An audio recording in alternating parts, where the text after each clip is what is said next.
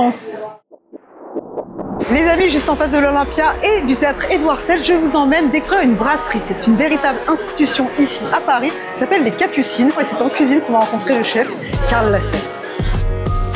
Bonjour Karl. Je travaille que des produits frais, donc ça arrive le matin, c'est transformé dans la journée. On travaille avec une clientèle habituée, une clientèle de gens du spectacle. Aujourd'hui, je vais vous faire un magret de canard au girolles d'été. Je travaille avec la maison Castin, Bruno Castin, c'est un fournisseur que je vendais avant, avec lequel je travaille depuis 22 ans maintenant. J'avais une grand-mère qui avait une auberge dans le centre de la France. J'ai été élevé à la campagne, dans une maison très modeste, avec des produits du jardin, du verger pour les fruits. On élevait nos lapins, nos poules, nos poulets, etc. C'est quoi ton secret pour ce plat? La bonne matière première, un peu de savoir-faire. Ça, c'est un jus aux épices douces que je fais avec une gastrique. C'est de l'échalote, un peu de miel, des épices douces, de l'anis, de la cardamome, de la cannelle. Super. Ça parfume bien le canard, c'est une belle association de sucré salé. Finalement, c'est un peu fusion asiatique. Exactement.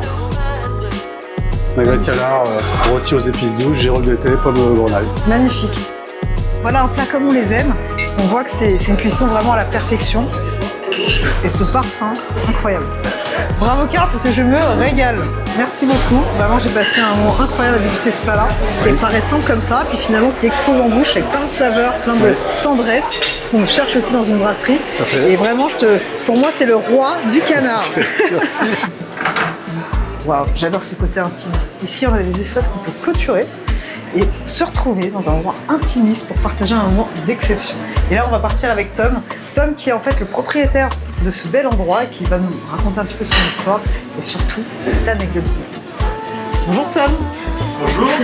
Bienvenue ici dans le petit salon privé des Capucines. Ça fait partie d'un des avantages de la maison, c'est que c'est un petit peu à géométrie variable. D'abord, nous, on est une brasserie et ce qui, pour moi, fait l'identité des brasseries parisiennes, c'est qu'elles ont le devoir de restaurer. Elles ne visent pas forcément un segment de la clientèle, ne s'adressent pas forcément qu'aux plus aisés ou qu'aux plus pauvres. Il faut qu'on ratisse, entre guillemets, assez large, tant dans la gamme de produits que dans la complicité et que dans le prix.